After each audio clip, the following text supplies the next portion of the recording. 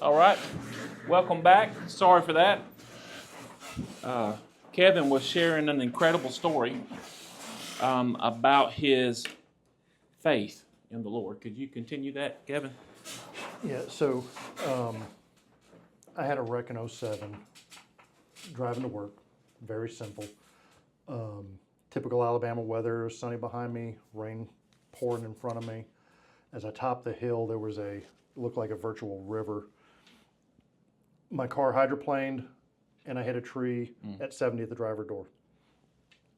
That tree that was, about a 2 foot incline, 2 to 3 foot incline, launched my Crown Vic in the air, and I flipped all the way over Highway 82 and I landed on the roof.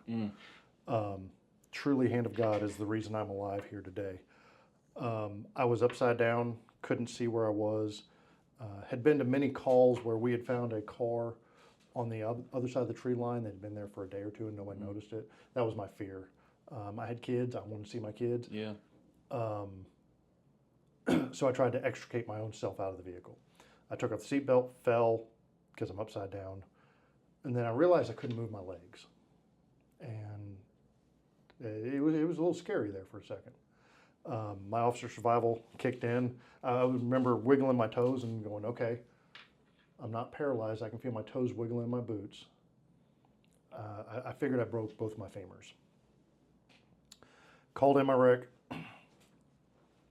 Couldn't move. I'm bleeding, disoriented, still conscious. And I remember the hand of an elderly woman coming in and grabbing my hand and said, I'm with you. You're going to be fine. And a peace washed over me. My fear was gone. Absolutely gone. I mean, I'm telling you this. I know you can't see it, but I'm getting chills telling you this story. You can feel it in the room. And I mean, I can't tell you how blessed I was.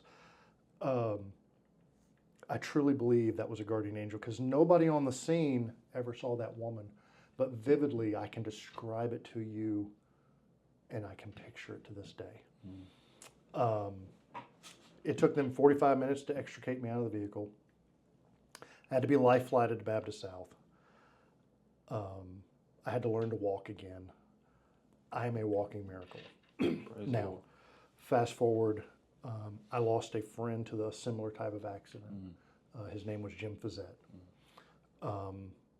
In fact, I was the second person on the scene when I pulled up there. He had hit a tree, hydroplaned, bad weather just like I did. And honestly, I thought to myself, okay, Jim's going to be messed up, but he's going to be fine. He wasn't fine.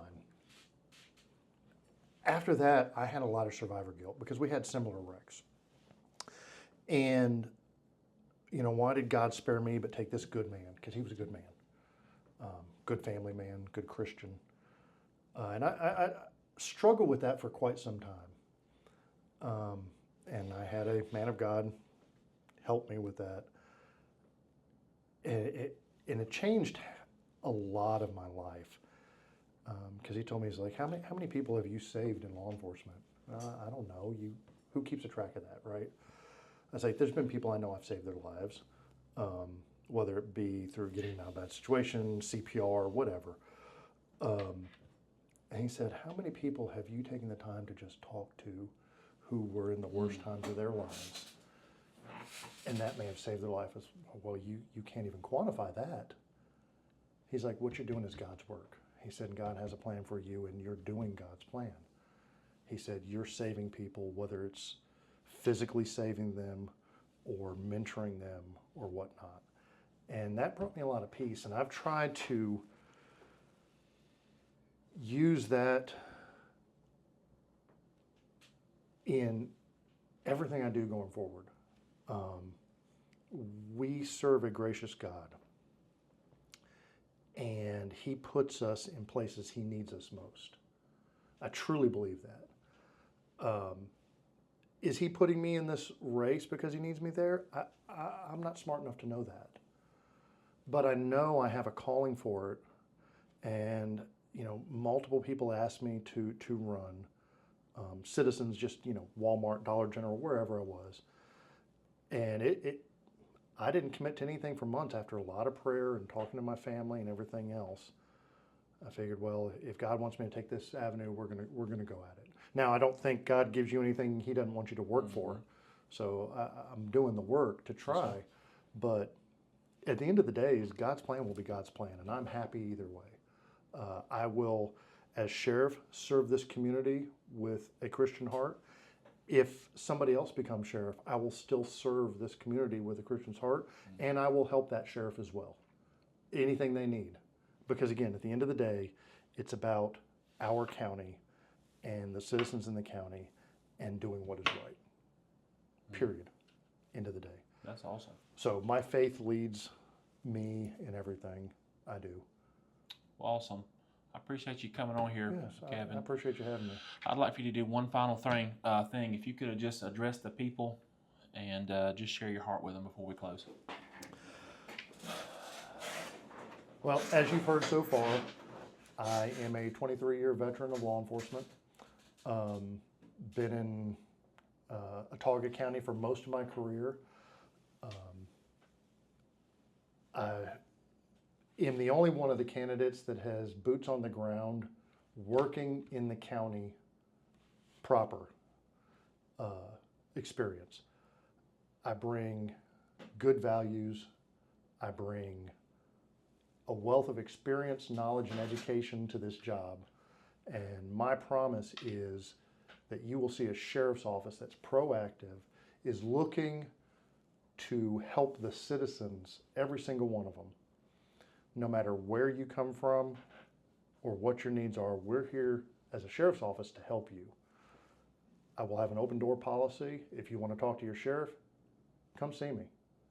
If you don't come see me, I'll be out in the community. You can stop me there. I would like the job of sheriff. Even though it will be a pay cut for me, I'm okay with that because it's in my heart to do.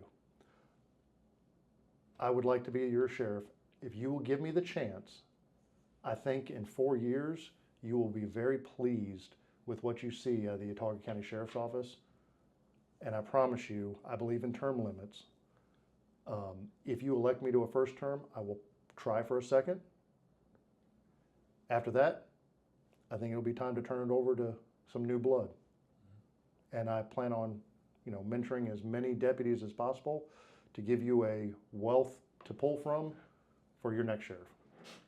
And I appreciate your time. Awesome. Thank you, man. Kevin, thank you so much for coming. I appreciate you. Also, I just want to let all the viewers know we've reached out to the other candidates, and they'll be on here also. So stay tuned to the Big Vision podcast, and we'll see you guys soon.